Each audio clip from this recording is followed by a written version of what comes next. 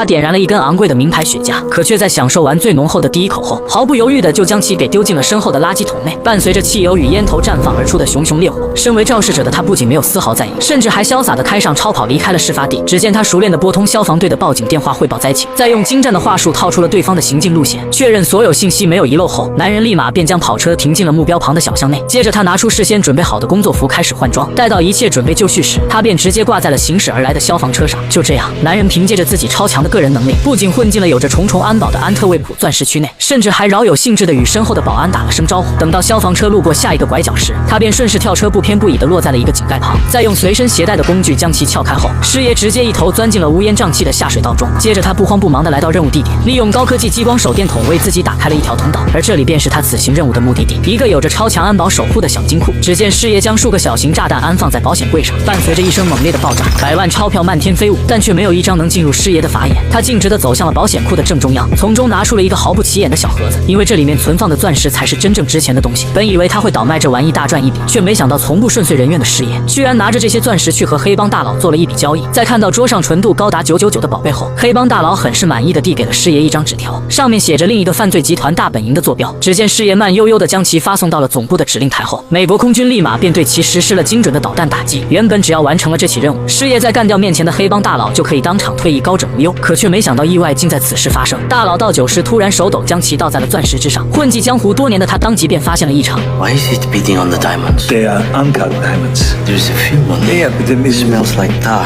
This is a plastic residue from an explosion. No, you're mistaken. You don't own a diamond concern. These are stolen. Why did you lie about who you are? Who are you really? 愤怒的大佬立马喊来了自己的手下，架起师爷开始对其一顿疯狂搜身。果不其然，就在对方的裤兜里发现了一枚小药丸。面对大佬的询问，师爷干脆直接摊牌自己就是中情局的特工。这颗小药丸是为了在任务失败后自尽的毒药。And now, with all our guns out, guess I take the pill. Get it over with. 闻听此言，黑帮大佬也是极为乐意的俯下身来，他要看着师爷在他面前吞下这颗毒药。可诡异的是，当师爷用酒顺了顺下肚的药丸之后，两人坐下来面面相觑了足足半个多小时，结果却迟迟不见毒性的发作。 nothing's happening. Come to think of it, I might have taken the antidote.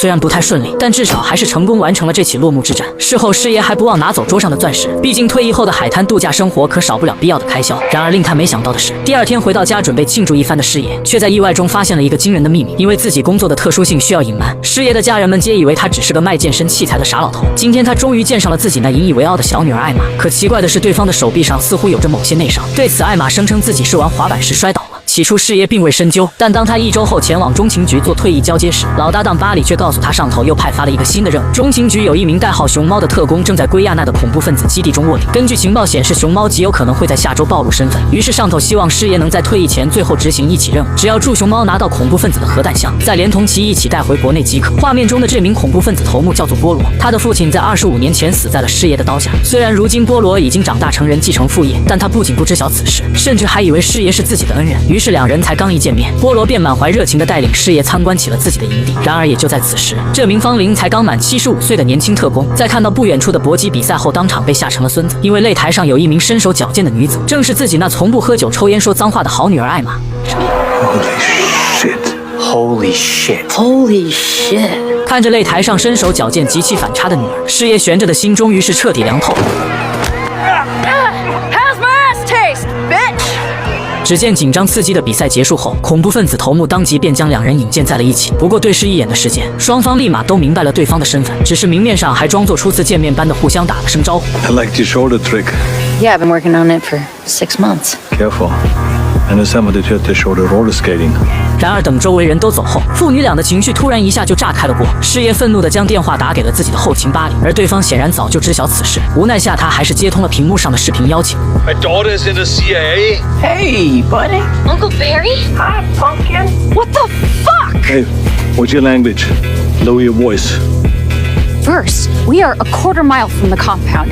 Second, fuckity fuck, fuck, asshole, fuck! 对此搭档巴里解释了一番，或许是艾玛遗传了事业顶级特工的基因，中情局早在数年前便用手段将其骗进去做了特工，并且为了保证他们不会因此而分心，专程将两人分在了不同的地域出勤，甚至还逼迫知晓此事的人签署了保密协议。而如今只要他们成功拿走恐怖分子的核弹箱，后续一切的事务都可以再和领导商量。等到了傍晚时分，事业受邀来到了恐怖分子的营地里吃席。此时他突然发现头目波罗好像有点怪异，只见他先是上台对事业表达了自己的尊敬之心，可紧接着又将一位跟随了自己多年的小弟喊上了台。本以为他是要对其进行嘉奖，却没想到波罗好像得到了什么消息一般。 Where's my money, Joko? You manage it all. Where's the money from the last sale? It's gone. I never touched it. I would never steal from you. Oh no! 或许他这么做的原因，就是想给刚来此地的师爷一个下马威。老实合作，大家都有钱赚，耍小心眼只会横尸街头。等到手下将地上的尸体清理完后，波罗第一时间便找到了台下发呆的师爷。他好奇地向其询问 My father said you invented a way to slit a man's throat vertically so he bleeds out faster. 波罗表示自己从未见过这种杀人手法，希望有朝一日能够亲眼目睹一番。两人谈话结束后，师爷在转身时突然撞到了一名小老头，对方趁机往他的手里塞了一张纸条，虽然有点不明所以，但他还是趁着四下无人时偷偷查看了一番。随后他不做犹豫，立马借着跳舞为由找到了自己的女儿艾玛。原来刚才的那名老头愿意支付一笔重金，来让师爷在离开时将自己的一家老小也给带走。听闻此事的艾玛当然不同意，但两人也没有进行过多的争执，因为此刻他们还有更重要的任务要做。只见到了深夜，波罗的两名手下正要去不远处的稻田里接火，突然他们发现面前的道路上竟躺着一只嗝屁了的牛牛，他们以为只是过路村民胡乱开车撞死，于是便准备将其抬离道路好继续开车。然而下一秒，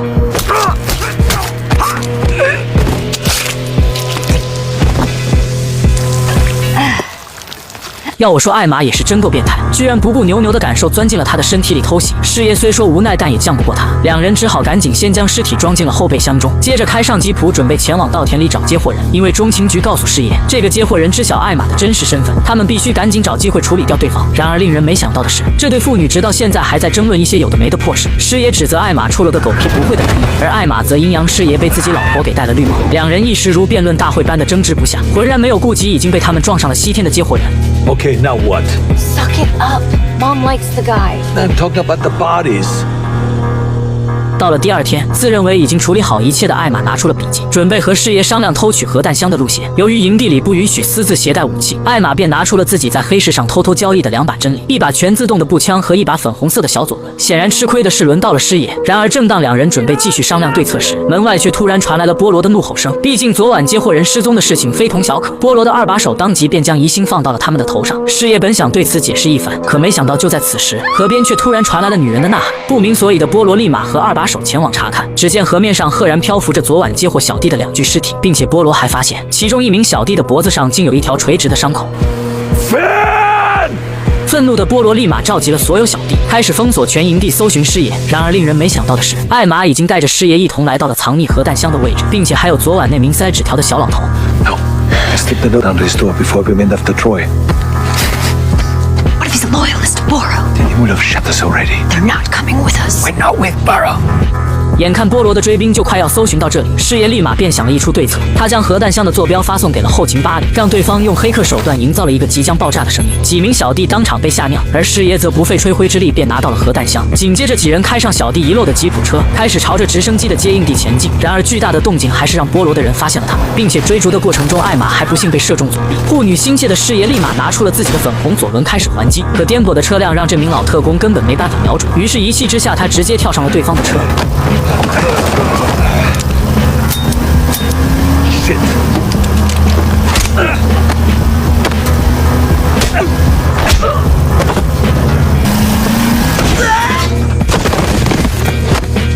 That was her violin bomb.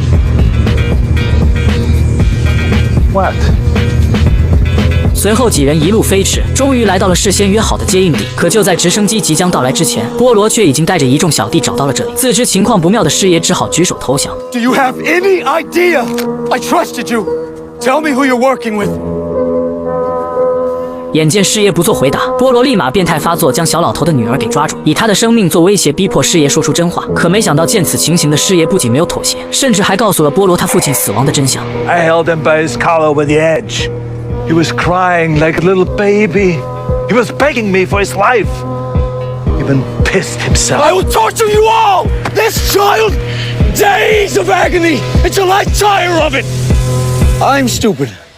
Why in God's name would you tell me what you did? Goodbye, time. 波罗抬头望去，一架中情局的直升机突然出现在上空，占据高空优势的强大火力，只一瞬间便让下方的恐怖分子乱作一团。师爷和艾玛趁机捡起地上的武器找掩体，很快便清除掉了眼前的所有威胁。虽然最后还是让头目波罗逃出升天，但至少他们的目标已经圆满完成。Thanks. 在回到国内交付完任务后，本以为能安稳退役的师爷却无奈地发现，上司竟又给他们这对父女安排了一趟艰巨的任务。他们发现波罗有意在寻找制造大规模杀伤的武器，并为此准备劫持一辆载有核废料的列车。而师爷和艾玛则被安排了一个新的身份，与另外2名小组成员一同踏上了这辆列车。王牌特工在乘坐高铁时突然发现，后座上有一名极其可疑的男人，正用满是伤痕的双手啃食着三明治。Hayat muscle. He's eating BLT. Ethnic Kazakhs don't eat pork. 虽然意识到了对方肯定有问题，但师爷还是决定先多观察一番。可没想到列车才刚发动没多久，坐在窗边的2人便惊恐地发现，一架奇努克直升机居然驶过了他们头顶的上空。意识到不妙的艾玛立马看向了后座，果然刚才吃三明治的那个男人也不见了踪影。见此情形，师爷不做犹豫，立马通过后车厢的连接处爬到了车顶。此时他惊恐地发现，那名男子居然在用直升机的管道偷取后车厢中的核废料。虽然成功干掉了对方，可直升机连接的管道已经开始输送。后勤人员经过测算后发现，留给他们阻止的时间只有短短的12分钟。听闻此话后的艾玛立马拿出了小手枪，准备前去击毁头顶的直升机。然而他的这一想法当即便被后勤给反驳了回去，因为如果再有核废料的直升机被击落，周围数公里的农业土地将寸草不生。现在他们唯一的办法便是让列车的速度超过直升机，以此来逼迫他们自己断开连接的管道。可没想到，就当2人走进高铁的驾驶室后，他们却突然发现眼前的这名驾驶员居然和头顶的恐怖分子是一伙人。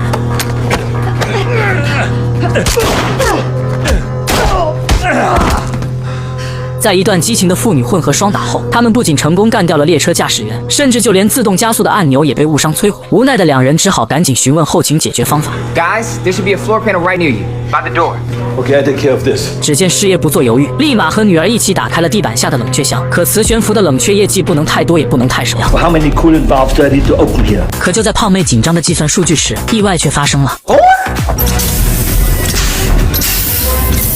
All right, I opened all 4. What? Why did you open 4? Because you said 4. I didn't say anything. Barry said 4. I was talking about Donatello. He just took 4 Viagras. 原来为了追回离婚多年的前妻，师爷让小黑黑进了他的现任男友的电脑，以便他能够时刻监视情敌，并在关键时刻及时出手破坏他们的约会。但好巧不巧，对方在他们执行任务的时候接到了前妻的约会电话，得知爸爸竟然在监视妈妈的男朋友。旁边的艾玛瞬间大怒。 You always have to control things, and now you put the mission at risk so you can stalk mom's boyfriend. 不过好消息是，外面的直升机跟不上列车的速度，已经成功断开了连接。也就是说，恐怖分子肯定没有获取足够的核弹材料。但不等他们高兴，显示屏上飙升的车速瞬间将他们打回了现实。 You overcooled the maintenance. The train is going too fast to stop.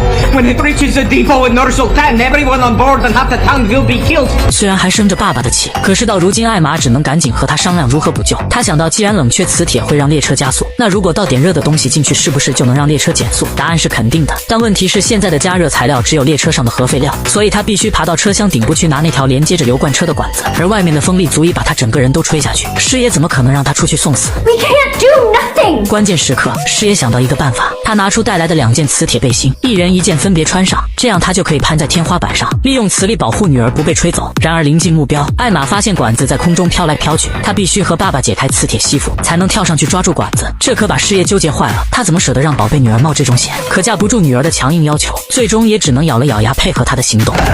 好在父女俩配合默契，师爷赶在艾玛被吹走的瞬间及时接住了她。 I got you, baby. I got you. 很快，他们便将管子接进了冷却系统旁的燃料阀，而列车也随着磁铁的温度升高持续减速，最终在进入城镇的那一刻，稳稳地停在了站台前。一场核污染危机就此解除，但对于师爷父女的考验却远没有结束，因为自己的计划3番5次被破坏。此时躲在秘密基地的波罗已经彻底震怒，他调动了手下所有的黑客，发誓要揪出这2个欺骗自己的美国骗子。与此同时，不死心的他还绑架了一名研究强化裂变核材料的科学家，准备利用抢来的一点点核废料，继续研究制作他的便携式核炸弹装置。科学家表示，虽然他的材料能用，但其中的核能力已经大大削弱，所以他需要一个小型核反应堆进行强化。然而这并不是从大街上能随便找到的东西。 I found you on the street. You worry about the science. Let me worry about getting you what you need. 可他到处寻找设备的消息很快便传到了中情局的耳朵里，于是他们决定利用这次机会，将自己手里的小型核反应堆当诱饵，把波罗骗出来搞个瓮中捉鳖。但为了能顺利的联系到他，中情局必须找一个波罗认识并且信任的中间人，并且他们还要将小型核反应堆交到对方手里，所以这个人也必须是自己能信得过的。We need the Great Dane. Yes! Yes! I love the Dane! Good idea. Alright, who's the Great Dane? 原来这是他们认为最可靠的黑市中间商，他不卖武器，而且从来都信守承诺，是这次任务的最佳合作人选。可在调查了丹麦哥的行踪后，他们发现此时他正以化名被关在土耳其的一所监狱里。虽然国务院已经尽力沟通，但土耳其政府并没有理由帮助他们。So we have to break him out. 然而丹麦哥所在的监狱每天早上都会点名，所以他们必须以最快的速度完成和波罗的会面，随后在下一次点名前把人送回去。为了防止狱警起疑，他们还必须找个人进去牢房替他，而全场最合适的人选只有眼镜妹和小黑。就在众人讨论该派谁去的时候，对眼镜妹有一点小心思的小黑主动站了出来。 I'll do it. What? Why not? Uncle Barry, it's not safe. You have a heart condition, and you're ill-equipped to do the job. 但为了在女神面前充当一把男子汉，小黑最终还是硬着头皮揽下了任务。然而说归说，真正要做的时候就是另一回事了。 How could you let me agree to doing this? But then why would you volunteer? Whenever you like somebody, you start getting all nervous. Then you do stupid things. 关键时刻，善解人意的艾玛贴心地站了出来，表示如果他真的后悔了，自己可以代替他去。小黑见状，立马如释重负地疯狂点头。可他刚想回应一个击掌，下一秒就再也笑不出来了。 No! Get me out of this! Good old bait switch. I didn't see that coming. I did. Relax. Think of it like a baby P1, huh? 就这样，小黑在一脸生不如死的表情中，被他们强行绑上了降落伞包，随后伴随着杀猪般的尖叫，和师爷一起跳下了飞机。男人看了一眼乌漆麻黑的通风管道，随后便一言不发地钻了进去。可没想到管道的高度远超他的想象，下一秒他就重重地摔在了地上。然而这并不能阻挡男人前进的脚步，很快他又在狭窄的管道里爬了起来。这时同伴告诉他，前方将有一个很短很短的下降通道。可他话音刚落， Isn't that short? 然而你以为他在找什么金库的入口吗？并没有。只见男人拿出一管牙膏，小心翼翼地挤进墙缝里，随后在上面倒入硫酸，一块石砖就这么轻而易举地卸了下来。Hey, GD. 是的，他此行的目的就是为了代替里面的兄弟坐牢。很快，丹麦哥便沿着小黑进去的路线来到了出口，在呼吸到外面的自由空气的那一刻，他的嘴角顿时笑得比 AK 还难压。但中情局之所以救他出来，自然是有条件的。 We want you to sell something to Bora Bologna. And in exchange, you will stay free and you get to see the son that you've never met before. 虽然丹麦哥和波罗有几分交情，可这点交情跟亲生儿子比起来简直微不足道，因此并没有过多犹豫，他直接爽快地答应了下来。在来到中情局的秘密安全屋后，丹麦哥拨通了波罗的电话，声称自己手上有一个小型核反应堆，正在寻找买家，而这正是波罗在苦苦寻觅的东西。于是两人一拍即合，马上就约定在明天早上7点见面交易。由于时间紧，任务重，师爷父女连夜将交易的设备搬上了车。本以为这次的诱捕行动万无一失，不料却因为艾玛的未婚夫打来的一通电话，则差一点让他们的全盘计划功亏一篑。原来自从看到女儿接受了男友的求婚后，师爷那感觉被偷了家的老父亲心态便瞬间爆炸。他总觉得未来女婿那种山炮美术老师根本配不上自家漂亮优秀的宝贝女儿。然而他的一再干涉，却让很有主见的艾玛相当恼火。就在父女俩争执不下之际，两个偷车贼悄咪咪地摸到了车上，随后在他们一脸懵逼的目光中，带着至关重要的小型核反应堆扬长而去。 We are totally fluffed. 找回设备需要时间，而这也意味着他们与波罗的交易需要推迟。但棘手的是，在牢房里替换丹麦哥的小黑却等不了这么久，因为监狱每天早上都会点名，一旦调包的消息被公布出去，波罗会在第一时间发现这是个圈套。没办法，他们只能执行 Plan B。于是刚刚才享受到外面新鲜空气的丹麦哥又被马不停蹄地送回了监狱。而另一边，师爷和艾玛很快就查到了偷车贼的老巢，于是二人立马全副武装，随后迈着六亲不认的步伐杀了进去。 虽然他们是两父女，但打架的风格却截然不同。这边师爷正在谨慎地观察局势，艾玛已经不要命地冲了出去，一副勇猛的样子，就连旁边的老父亲都看傻了眼。而就在他一脸懵逼之际，宝贝女儿已经风风火火地杀到了一名小卡拉眼前。 这时，两个小卡掀翻了桌子，一通猛射。于是师爷赶紧帮女儿打掩护。虽然对方火力凶猛，但枪枪都是人体瞄边。两父女则越战越勇，很快就把场内的卡拉米清理了大半。不料趁师爷换弹夹时，有个小卡背后偷袭。艾玛见状，赶紧抽出刀子甩给爸爸。于是师爷拿起刀子，往后面就是一个猛扎。而随着偷袭卡拉当场立粉，两父女的清理行动也进入了收尾阶段。 看到核反应堆完好无损，两人总算是放下心来。但这时师爷又有新的担忧，看不到丹麦哥，狡猾的波罗一定会起疑。 I mean, I know Bora well enough that if he doesn't see a dude showing up that looks like Zach Kalivanakis, he's gonna drive right by. We got to prove to him that the Great Dane is there. 话音刚落，一个一头卷发、留着络腮胡的卡拉咪出现在他们眼前。 于是他们当即给他收拾干净，带到了波罗的交易现场。伪装成丹麦哥助理的小帅表示，老板在运货途中感染了病毒，不能靠近。但多疑的波罗可没这么好忽悠，他看到假丹麦哥那黑了8个度的皮肤，立马便察觉到一丝不对劲。为了打消他的疑虑，艾玛赶紧指导小卡拉比出丹麦哥标志性的手指枪。然而他显然没有领会。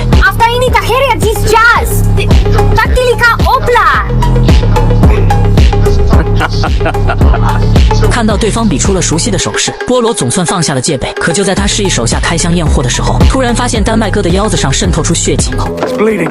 Don't open the box. 虽然头目察觉到了这是一场陷阱，可来不及反应的他们还是被枪里射出的麻醉针所击中。老大意识到了情况不妙，想要逃跑，但师爷早已躲在了暗处蓄势待发。只见他开上自己心爱的小货车，在广阔的大草原上与逃跑的头目展开了追逐。即便对方凭借自己顽强的意志生生跑出了10里地，但随着麻醉针的药效开始起劲，本就力竭的他最终还是倒在了地上。此时身处交易现场的小帅在收到师爷抓捕成功的信息后，毫不犹豫地脱掉了上衣，准备教训一下眼前的大汉。 Let's see what you got, biggin.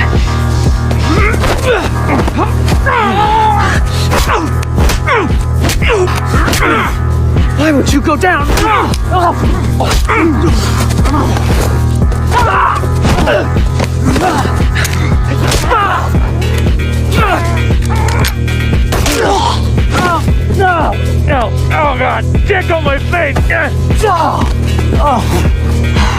没等小帅缓过劲，他突然发现开枪救他的人竟是自己的前女友戴安娜。对方没有说一句话，直接在小帅错愕的眼神中开上超跑，驶离了此地。Called it. 这场抓捕行动虽然表面上看似成功，但其实一切都在头目波罗的算计之内。在审讯时，他的眼神中没有丝毫的慌张，并且还表示自己愿意供出其他恐怖分子的营地资料。只是对此，他有一个小小的要求 Captivity on my terms. House arrest in Bora Bora. Assets remain untouched. Waterproof ankle bracelet from dips in the ocean. Still a prison. Just surrounded by white sands instead of iron bars. 听闻此话的师爷和艾玛只当波罗是放了一个屁。然而令他们没想到的是，中情局的领导曾经认为这是个一举多得的大好机会，于是他们不顾艾玛和师爷的阻拦，强行逼迫他们将波罗带到了一间荒郊野岭的仓库内，利用之前缴获来的核弹箱，波罗在这里拍了一则视频上传到了暗网。不出1刻钟，世界各地的恐怖分子立马便发出了购买请求。见此情形，中情局的反恐领导不做犹豫，直接将手下所有的反恐部队和海豹尽数派出，企图对这些回复信息的坐标进行清剿。然而此时他们却惊恐地发现，这些坐标的营地里居然全部空无一人。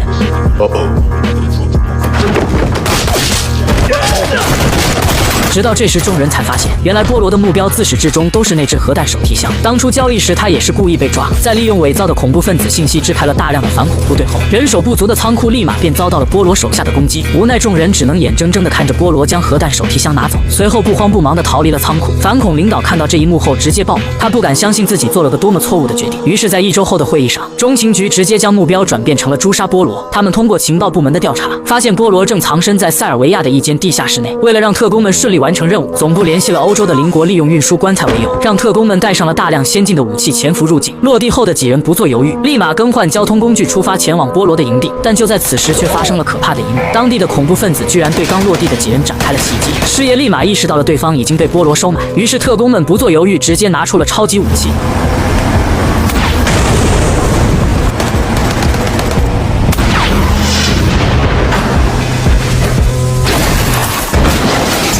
2辆前来袭击的吉普车就这样被炸成了渣渣灰。师爷本想下来查看有没有活口可以逼问，可没想到就在此时，虽然没伤及到要害，但众人放不下心来，还是决定先去一趟医院。可没想到队里的胖妞却突然走火。现在没了交通工具，几人只能硬着头皮先前往目的地完成任务。在将小帅安置进一处下水道内休息后，师爷和艾玛便直接一头钻进了任务目标的厂房内。他们分头行动，来到了波罗藏身的地下室中。只是一个照面，师爷便发现了正在外围巡逻的恐怖分子。随后他深入营地，在连续击杀了几名小马楼后，师爷猛然发现波罗竟就在他的眼前。他本可以直接开枪完成任务离开此地，然而导演却让他和波罗互相多聊了几句。于是下一秒，波罗的2把手及时赶到，成功为他逃跑挣脱了些许的时间。可没想到，就在下一个拐角，却被搜寻此地的艾玛给迎面撞上。在随意开了几枪没有命中后，艾玛便立马与波罗展开了追逐。途经前方拐角处时，他突然发现波罗竟将核弹手提箱给丢在了地上。虽然意识到了对方肯定是在勾引他，但经验不足的艾玛还是上了套。身强力壮的波罗死死地掐住艾玛，一度几乎快要让他窒息。此时另一边，师爷虽然在打斗中取得了优势，可不料这厮竟不讲武德，掏出了一颗手榴弹。对方没有丝毫的犹豫，拆开拉环就朝着师爷扔去。但身为主角的师爷当然不会随他愿。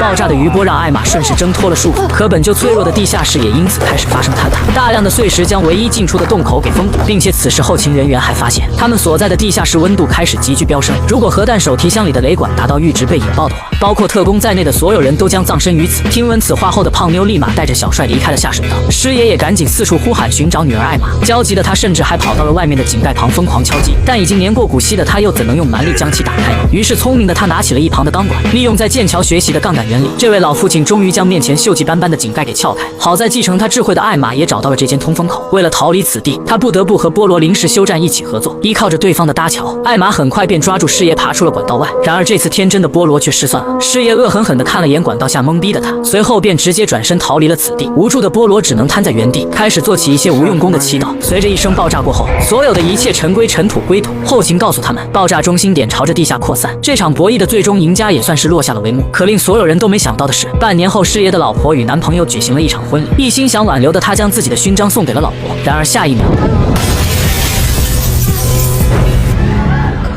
艾玛意识到情况不妙，立马拿出了手枪，教堂内顿时火光四射，大批恐怖分子从外围向内突进。为了保护自己的孩子们，师爷从侧门杀入，拉开枪线。在经过足足几个回合的交火后，他们终于清理掉了现场所有的恐怖分子。可就当众人以为尘埃落定之时，波罗却突然挟持着师母从后门进入，侧脸上的伤疤证明他从核爆中存活了下来。从那一刻起，他便日夜想着为自己报仇。今天终于重整旗鼓，再次找到了机会。早已入了魔的他逼迫师爷和艾玛互相举枪面对面，他想要看着这一家人自相残杀。此时为了破招的师爷告诉自己的老婆，经历了这么多事，他才更应该获得一枚勋章。听闻此话后，师母恍然大悟，只见他一把掏出口袋里的勋章。